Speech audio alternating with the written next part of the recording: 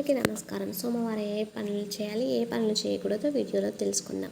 సోమవారం నాడు hair cut, shaving లాంటివి చేస్తూ ఉంటారు. కానీ సోమవారం సౌరం చేసుకోకూడదని పండితులు చెబుతూ ఉన్నారు. అలాగే సోమవారం శివభక్తులు మాంసం తినకూడదని, ఆ రోజు శాకాహారం మాత్రమే తీసుకోవాలని పండితులు చెబుతూ ఉన్నారు. అలాగే సోమవారం రోజు ఆట వస్తువులు, అలాగే ఎలక్ట్రిక్ గాడ్జెట్స్ కొనుగోలు చేయడం అంత మంచిది కాదు. ఎవరికైనా తెలియకుండా ఇలాంటి వస్తువులు కొనుగోలు చేస్తే ప్రతికూల ప్రభావాలే ఎదురవుతాయి. సోమవారం నాడు శివుని పూజించేవారు ధూమపానం, మద్యపానం చేయకూడదు, మాంసాహారాన్ని తీసుకోకూడదు. శివుని పూజించేటప్పుడు శంఖాన్ని ఉపయోగించకూడదు. సోమవారం శివుడిని ప్రసన్నం చేసుకుంటే మన కష్టాలు రావు. అందుకే సోమవారం చేయకూడని పనులకు దూరంగా ఉంటూ చేసే పనులు సక్రమంగా చేయడం వల్ల మనకు సంతోషాలు కలగడం సహజం. ఇప్పుడు మనం సోమవారం ఏ పనులు చేస్తే అన్ని సమస్యలే తొలగిపోతాయో ఈ వీడియోలో తెలుసుకుందాం. ఇప్పటివరకు ఛానల్ని సబ్స్క్రైబ్ చేయకపోతే వెంటనే సబ్స్క్రైబ్ చేసుకొని కమెంట్ బాక్స్లో ఓం నమః శివాయ అని కామెంట్ చేయండి. సోమవారం చక్కెర, బియ్యం వంటి వాటిని తెచ్చుకోవడం వల్ల ఉత్తమ ఫలితాలు వస్తాయి. అలాగే శివుని అనుగ్రహం పొందడానికి ఎల్లప్పుడూ పాలు కలిపిన నీటితో శివలింగాన్ని అభిషేకించండి. జీవితంలో అన్ని రకాల సమస్యల నుంచి విముక్తి కావాలంటే సోమవారం పరమేశ్వరుడికి నల్ల నువ్వులు కలిపిన నీటితో అభిషేకం చేయండి. ప్రతి సోమవారం నాడు ఇలా తప్పకుండా చేయండి. అలాగే సోమవారం శివునికి పసుపు నీటితో అభిషేకం చేస్తే శుభకార్యాలు జరగగలవు. మాంగళ్య భాగ్యం లభించాలంటే శివుడికి ఉమ్మెత్త పువ్వులతో పూజించాలి. ఈ పూలతో శివయ్యని పూజించడం వల్ల ఇంట్లో ఉన్న దరిద్రం పోతుంది.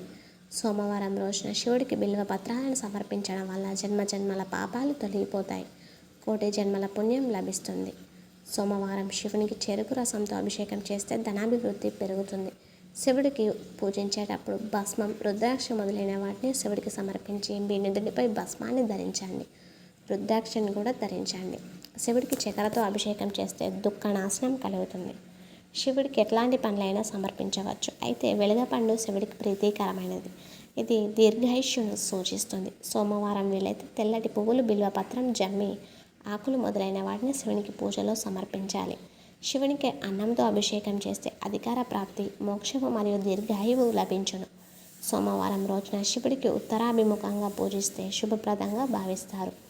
సోమవారం నాడు శివలింగానికి తేనెను సమర్పిస్తే శివుడు సంతోషిస్తాడు. అలాగే సోమవారం నాడు శివాలయానికి వెళ్ళి శివలింగానికి అభిషేకం చేయించాలి. సోమవారం పూట సాంబ్రాణి ధూపం వేస్తే దేహ, మానసిక ఆరోగ్య వృద్ధి, మానసిక ప్రశాంతత, అమ్మవారి అనుగ్రహం లభిస్తుంది. శివుడికి అభిషేకించి శివలింగానికి పాలు పోయడం వల్ల శివుడు ప్రసన్నం చెందుతాడు. శివుడి ఆశీర్వాదం మనకు లభిస్తుంది. శివుడు బోళాశంకరుడు కావడంతో చిన్నపాటి పూజలకే సంతృప్తి చెందుతాడు.